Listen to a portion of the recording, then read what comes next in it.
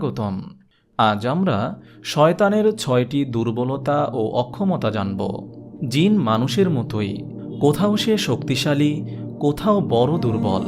শয়তান শক্তিশালী হলেও তার চক্রান্তের ব্যাপারে মহান আল্লাহ তাআলা বলেন, নিশ্চয়ই শয়তানের চক্রান্ত দুর্বল। সূরা আন-নিসা আয়াত ৭৬। তা হল নম্বর ১, নেক লোকদের ওপর শয়তানের কোনো আধিপত্য নেই।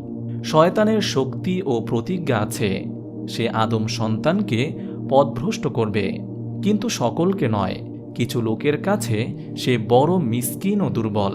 তাদেরকে সে কুফরি ও ভ্রষ্টতার বাধ্য করতে সক্ষম হবে না। চেষ্টা করবে কিন্তু সফল হবে না, কারণ তাদের বুনিয়াদ হবে মজবুত, তাদের ঈমান হবে সুদৃঢ়, তাদের আমল হবে নেক এবং তাদের সহায়ক হবেন খোদা প্রতিপালক। তিনি বলেছেন,